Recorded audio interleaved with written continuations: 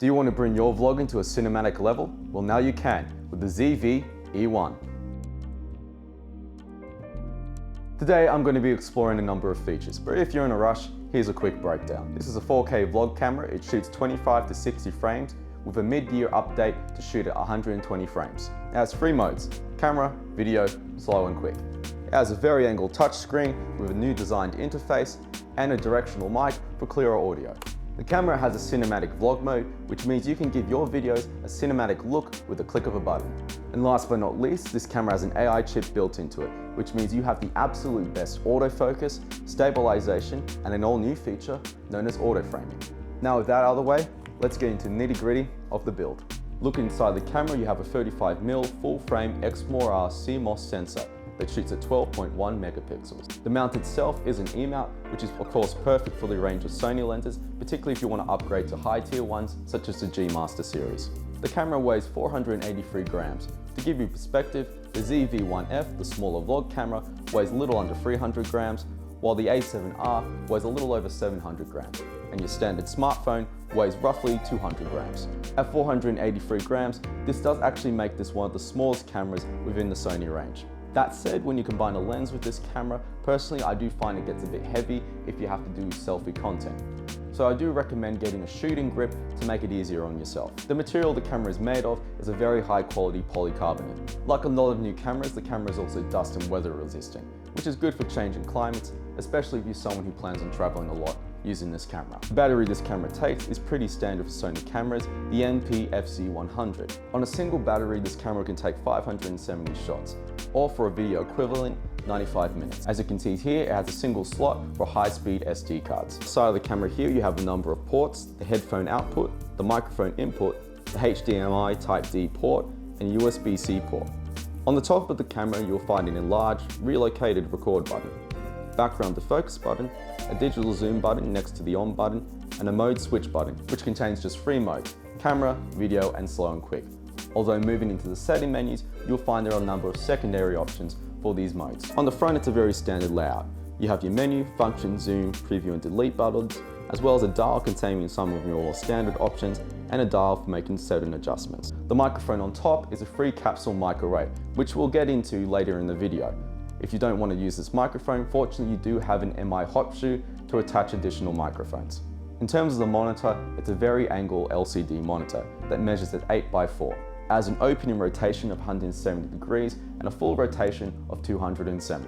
The touchscreen I found is actually highly responsive, and as you might notice if you're a Sony user, it has a newly designed interface. The camera records at a 4K resolution, going from 25 to 60 frames, although there is a mid-year free update which will enable this camera to move at 120 frames at 4K. One setback that a lot of people might notice about using 4K as they move into it is that it does show harsher skin tones on your subject.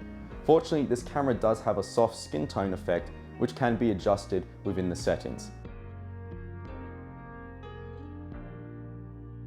As noted, this camera does have a 35 full frame sensor, and it's actually the same one as the Sony cinematic camera, the FX3.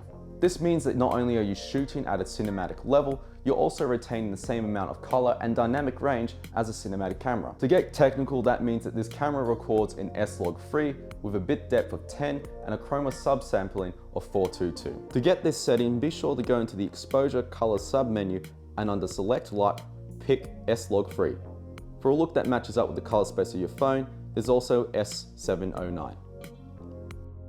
If you're shooting on multiple devices, provided you know the color space of those devices, this camera actually enables you to upload a custom light into the camera itself, meaning you can match this camera up with something such as your phone or a different type of camera. Now, if you're shooting in S-Log3, you may notice the footage looks fairly washed out and flat. This is natural as you do bring the color out while color grading in post. Fortunately though, you can skip all this with a single press of a button. The ZV-E1 has a cinematic vlog mode. A simple press of the button and it will instantly grade your footage to give it a cinematic look with a 21:9 aspect ratio.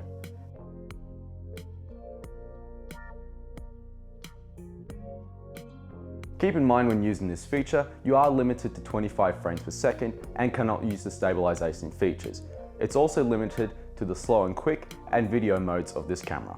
Now this wouldn't be a Sony camera if it didn't have low light performance. The ISO on this camera has been expanded to an ISO of 409/600, which matches up again with the Sony FX3.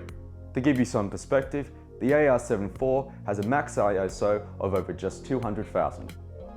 Okay, so right now I'm testing out the microphone here, which is a free capsule mic array. In terms of audio quality, it records at 16 bits, which is fairly narrow when you compare it to high quality microphones that record at 32 bits, but is actually a very serviceable range for most productions.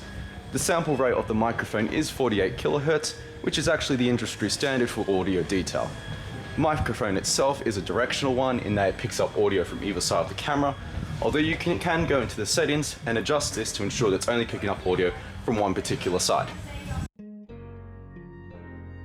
Now the really impressive features of this camera are actually owed to the AI processing within the body itself. The ZV-E1 uses human post-estimation. What this translates to is the camera is able to identify physical subjects within the camera and lock onto them. This means the stabilization is perfect and the autofocus is consistent. Within image stabilization, there's dynamic active mode. Upon flicking this on the camera, you'll find the shake from it significantly reduced, absorbing a great deal of the shifting in your feet. That said, when shooting in dynamic active mode, you will find the image has been cropped in slightly. You of course can switch to simply active mode, but this will show a little bit more shake in your footage. Another feature that's been enabled by the AI within this camera is something incredibly new to cameras themselves.